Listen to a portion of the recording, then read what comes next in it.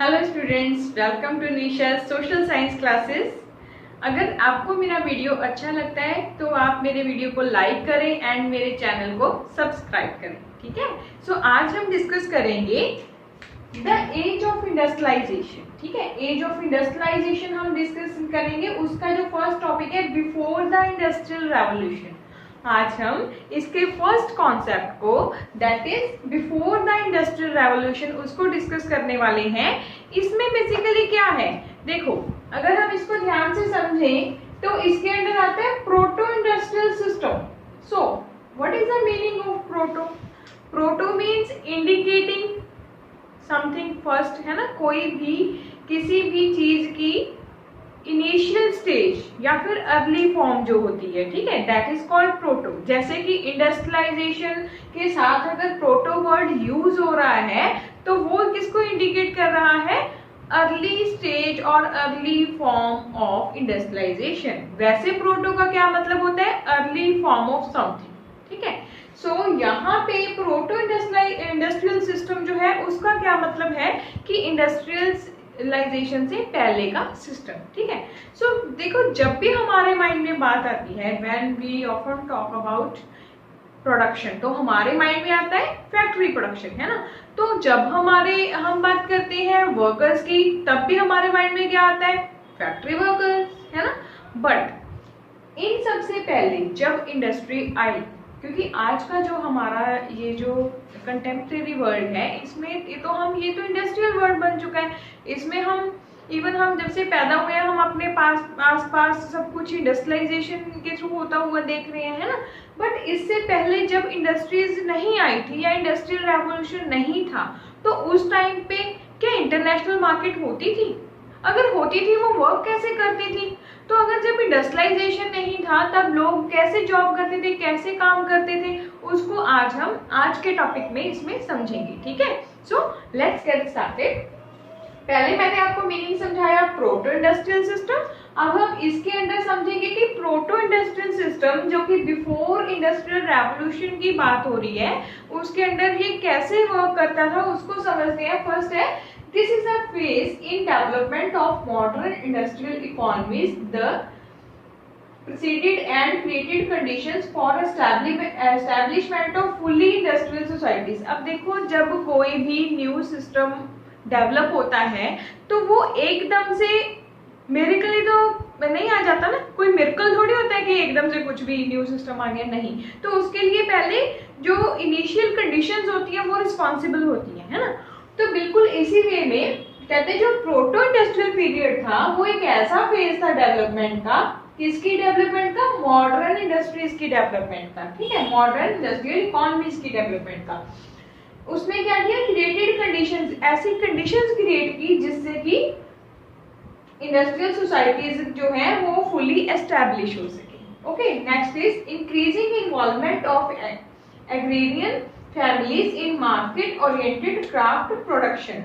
और industrial revolution को लाने के लिए जो एग्रेरियन फैमिलीज मीन जो एग्रीकल्चरल सेक्टर से बिलोंग करती हुई फैमिलीज हैं, जब उनकी इन्वॉल्वमेंट हुई क्राफ्ट प्रोडक्शन में तब उन्होंने भी प्रोटो इंडस्ट्रियल सिस्टम से ही इंडस्ट्रियल रेवोल्यूशन को लेके आने में हेल्प किया।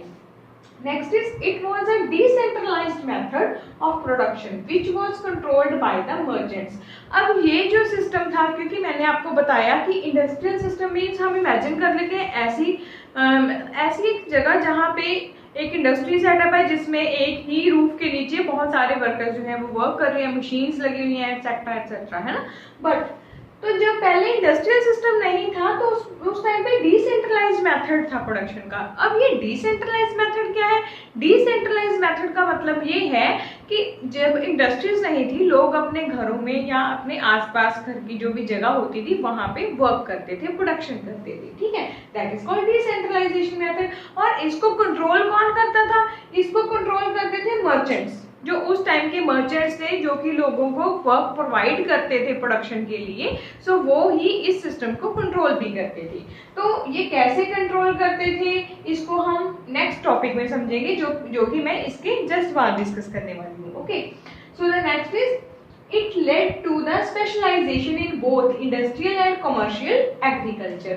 अब इस प्रोटो इंडस्ट्रियल पीरियड ने क्या किया, कहते it led to the specialization, ये स्पेशलाइजेशन लेके आया बोथ सेक्टर्स में, इंडस्ट्रियल सेक्टर्स में भी एंड कमर्शियल एग्रीकल्चर में भी। Okay, next one is income from proto industrial production. अब देखो जो प्रोटो इंडस्ट्रियल प्रोडक्शन से जो इनकम होती थी वो क्या करती थी, उसने पीजेंट्स की जो इनकम उनको एग्रीकल्चर सेक्टर से कम आ रही थी उसको सप्लीमेंट कर दिया, उसको पूरा कर दिया। मींस की इंडस्ट्रियल इनकम ने पीजेंट्स के लिए उनकी इनकम के लिए एज अ सप्लीमेंट काम किया। ठीक है, अब ऐसा यहाँ पे क्यों बोला गया, उसका ये रीजन है क्योंकि देखो जैसे जैसे ब्रिटेन जो है वो कंट्रीज को क्लोनलाइज करता ही चला गया है ना, तो इससे क्या हुआ कि अब डिमांड जो है प्रोडक्ट्स की वो बहुत ज़्यादा इंक्रीज होगी और इवन इंटरनेशनल मार्केट में भी अपने प्रोडक्ट्स को बेचने के लिए ये जो मर्चेंट्स थे वो उन्होंने क्या किया, वो टाउन से कंट्री साइड मूव होना शुरू हो गई थी। ऐसा क्यों, वो इसीलिए टाउन से कंट्री साइड मूव होना शुरू हुए क्योंकि वहाँ के जो टाउन में जो पहले प्रोड्यूसर्स थे जिनको गेट्स बोला जाता था वो न्यू मर्चेंट्स को वहां पे अपॉर्चुनिटी नहीं देते थे काम के लिए, तो इसीलिए मर्चेंट्स जो थे उन्होंने क्या किया, कंट्री साइड मूव हो गए, वहां के वर्कर्स को अपने लिए काम करने के लिए मना लिया उन्होंने। सो इस वजह से, और वर्कर्स भी वहां पे जो थे, जो पीजेंट क्लास थी या फिर जो एग्रीकल्चर सेक्टर से बिलोंग करते थे वो बिल्कुल रेडी हो गए काम करने के लिए। ऐसा क्यों था, क्योंकि देखो पॉपुलेशन बढ़ती जा रही थी तो पीजेंट्स को भी जो लैंड थी एग्रीकल्चर के लिए वो कम पड़ती जा रही थी। ठीक है, जिससे कि वो अपनी फैमिली के लिए भी मतलब वहां पे ग्रो करना क्रॉप्स को उनको मुश्किल हो रहा था, तो ये उनको एक ऑल्टरनेट सोर्स ऑफ इनकम मिल गया। ठीक है, जिससे कि उन्होंने इसको अडॉप्ट कर लिया और इस तरीके से वो मर्चेंट्स के लिए वर्क करने लगे। ओके, सो अब देखो ये तो था, अब आपको ये क्वेश्चन जो है वो कैसे बन के आ सकता है, this is the most important question, ये आपको 5 मार्क्स पे आ सकता है। क्वेश्चन कैसे बन के आएगा, explain the features of proto industrial system और explain the features of before the industrial revolution. ठीक है, ऐसे आपको ये क्वेश्चन बन के आ सकता है। नेक्स्ट है, देखो जो नेक्स्ट क्वेश्चन जो है वो कैसे बन के आ सकता है, मतलब बिफोर द इंडस्ट्रियल रेवोल्यूशन में से ही 2 क्वेश्चन जो है वो निकल के आ रहे हैं। एक तो ये फीचर्स जो मैंने अभी डिस्कस किए और इसके साथ साथ निकल के आ सकता है question throw light on the proto-industrialization phase in Europe in 17th and 18th century, means कि 17th and 18th century में proto-industrialization system जो था वो कैसा था, ठीक है, उसके ऊपर प्रकाश डालें। और कैसे आ सकता है, explain 3 major problems faced by European merchants, 3 major problems को डिस्कस करो जो कि मर्चेंट्स फेस करते थे। यहाँ पे मैंने 3 से ऑब्वियसली ज्यादा लिखी है। In setting up of industries, अपनी इंडस्ट्रीज को सेटअप करने के लिए जो यूरोपियन मर्चेंट्स प्रॉब्लम्स को फेस करते थे उसको डिस्कस करना है इन टाउन्स। ठीक है, before the industrial revolution, industrial revolution से पहले। मींस ये दोनों ही क्वेश्चन जो है वो बिफोर द इंडस्ट्रियल रेवोल्यूशन के ऊपर बेस्ड है। ओके, सो इसमें अब हम जो डिस्कस करने जा रहे हैं that is the first point, huge demand. देखो इसमें क्या आएगा, the world trade expanded at a very fast rate during the 17th and 18th century. The acquisition of colonies was also responsible for the increase in demand. अब देखो इसमें क्या है, जब भी देखो कुछ भी नया काम शुरू करना होता है तो ऑब्वियसली प्रॉब्लम्स को फेस करना पड़ता है ना। सो ऐसे ही कुछ प्रॉब्लम्स जो थी यूरोप के मर्चेंट्स को फेस करनी पड़ी थी। जैसे कि हमें पता है कि ब्रिटेन ने इंडिया को भी अपने अंडर कॉलोनियल किया हुआ था और भी बहुत सारी कंट्रीज थी जो कि कॉलोनियल थी। तो कंट्रीज की जो वो कॉलोनीज उसको बनाई जा रहा था अपनी, ब्रिटेन जो था, जिससे क्या हुआ कि ये भी रिस्पॉन्सिबल हो गई कि जिससे डिमांड बढ़ गई इंटरनेशनल मार्केट में प्रोडक्ट्स की, और इसके साथ साथ वर्ल्ड ट्रेड एक्सपैंड हो रहा था, वो भी at the very high rate. कब, in the 17th and 18th century. और वर्ल्ड ट्रेड के एक्सपैंड होने के क्या रीजन थे, एक तो देखो प्रोडक्ट्स जो थे वो अच्छे बन के आ रहे थे, लेबर भी थी, ठीक है, और इसके साथ साथ जो कंट्रीज जो थी अब एक दूसरे से कनेक्ट हो रही थी, इंटरनेशनल मार्केट एक्सपैंड हो रही, तो ऑब्वियसली मार्केट के एक्सपैंड होने से डिमांड भी बढ़ती जा रही थी प्रोडक्ट्स की, और ये सब होना शुरू हुआ 17th एंड 18th सेंचुरी में। क्यों, क्योंकि ये सब जो चीजें थी ये किसको आगे बढ़ावा देने वाली थी, इंडस्ट्रियल रेवोल्यूशन को। ठीक, next is powerful town producers. अब ये जो पावरफुल टाउन प्रोड्यूसर्स थे ये क्या प्रॉब्लम्स क्रिएट करते थे मर्चेंट्स के लिए, they were very powerful due to powerful guild system. ये जो टाउन प्रोड्यूसर्स थे ये बहुत पावरफुल थे। क्यों? क्योंकि टाउन्स का गिल्ड सिस्टम बहुत पावरफुल था। अब यहाँ पे हमें एक बात समझने को मिलती है कि व्हाट इज गिल्ड। गिल्ड क्या है? गिल्ड क्या था?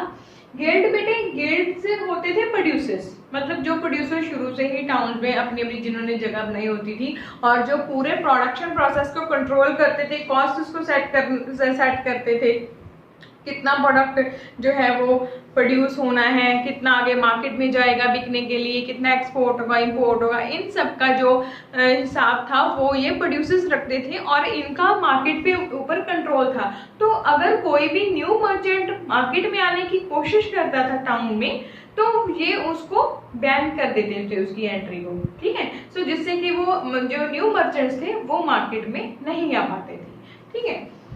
So they restricted the entry of new people. New people से यहाँ आपके मतलब है new merchants. Okay. So the next one is monopoly rights. अब monopoly rights क्या थे? The rulers granted different guilds the monopoly rights. अब वहाँ के जो rulers होते थे टाउन्स के, उन्होंने guilds means producers, उनको monopoly rights दे दिए थे to produce के लिए। कि किस चीज की?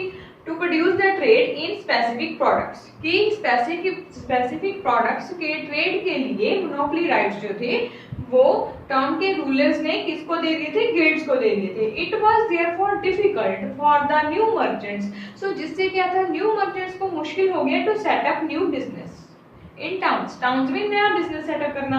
सो they move to the countryside, इसीलिए उन्होंने कंट्री साइड की तरफ मूव करना शुरू कर दिया। कंट्री साइड मीन्स विलेजेस की तरफ मूव करना शुरू किया और वहां पे विलेजेस में क्या किया, पीजेंट्स को और बाकी जो अनएम्प्लॉयड वर्कर्स थे उनको उन्होंने बुला के काम देना शुरू किया, ठीक है।